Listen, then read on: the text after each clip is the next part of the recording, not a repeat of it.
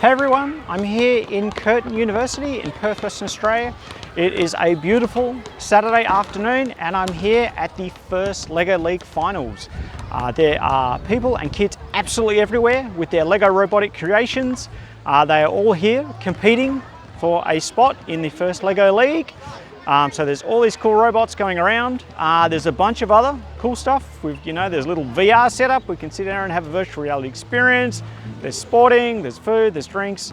It's fun around. I, of course, am here representing Perth Great Ball Contraption, and we are in this little goldfish bowl here. So we've got a very long, straight layout, but it's been really fun. People come in all the time. People totally blown away by our creations, and I have a chuckle because most of ours are mechanical creations, and all these kids are here programming robots.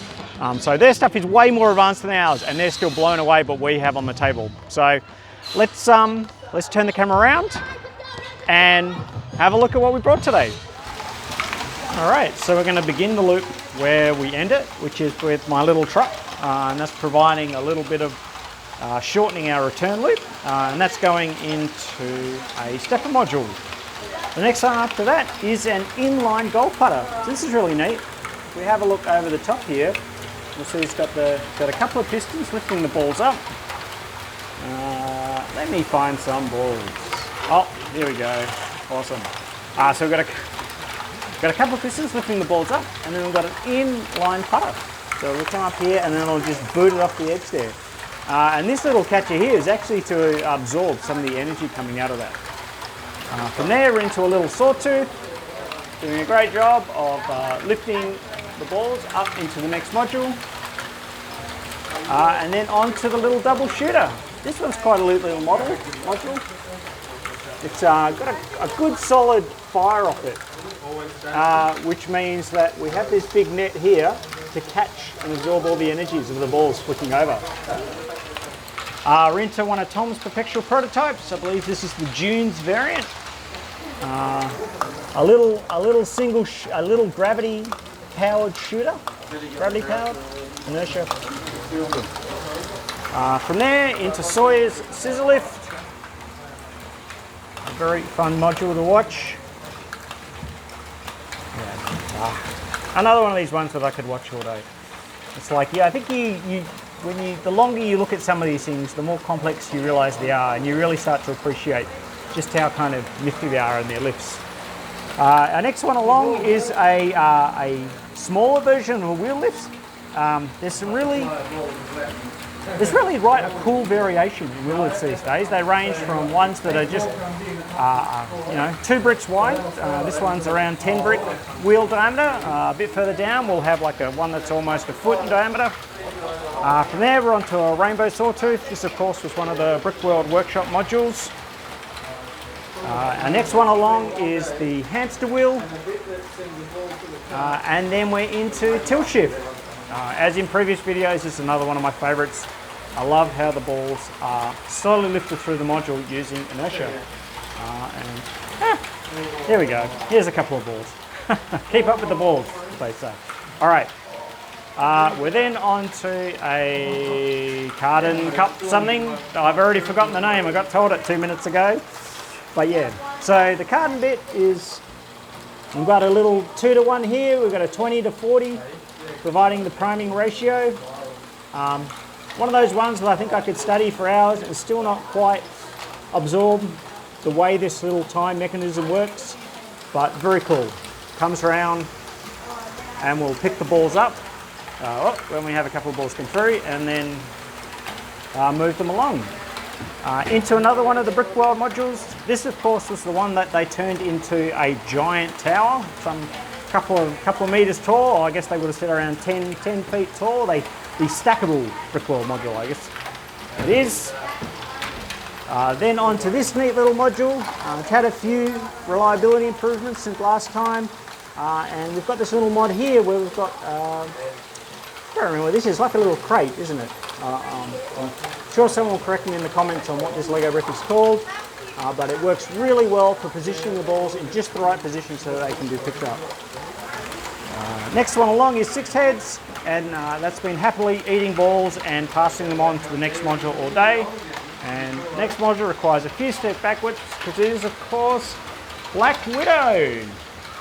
Oh, little pause for a few people to get on. And like every good spider, Black Widow has been secreting balls away for later. This, of course, is a very cool Ferris wheel. It definitely doubled in size from the last time I saw it.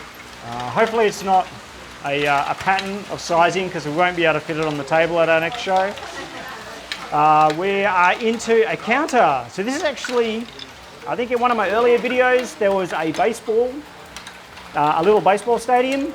And so this is the counter for that stadium. I'm not entirely sure why we have some outs and some runs, given that there's actually no input to the outs. Because G's been doing this. Because people stand there and press the little switch.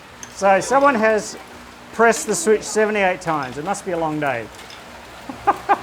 All right, our next one up is starts out as a simple chain lift and then goes into a very cool loop-to-loop.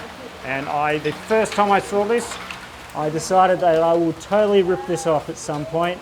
I love the use of the track geometry. It's just so simple in the way it works and really cool to look at. There's such a hard module to get right, loop-to-loops. And what I love about this is it really takes advantage of the circular geometry that LEGO produces in those tracks.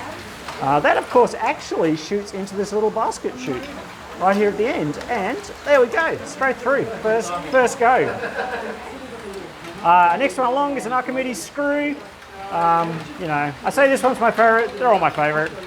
There's not many modules I don't like unless they're really unreliable.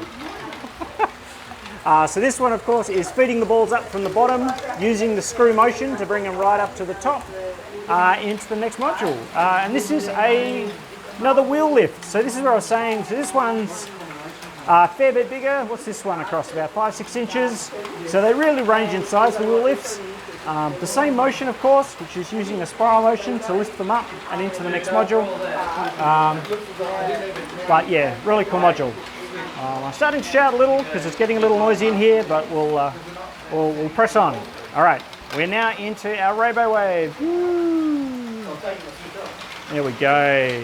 We had something funny earlier in the day where it was getting stuck between these two, and I was starting to pull my hair about thinking the gear may have lost its tone, but you know, simply it was actually just that one of these pistons had come up a little bit, and as soon as we paused it and pressed it down, it came good again.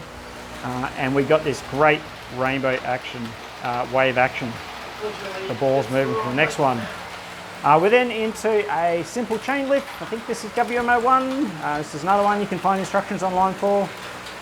It's actually using a shared power system, these two modules. We've got a single motor running both of them. The next one along is, of course, a C model built out of the old fire truck that LEGO produced a couple of years back, using no extra parts. We're then on to Hoken, which is just a 4-bar mechanism module. So this came from the era where people were inventing mechanisms to turn rotary motion into linear motion. Now this is approximate linear motion.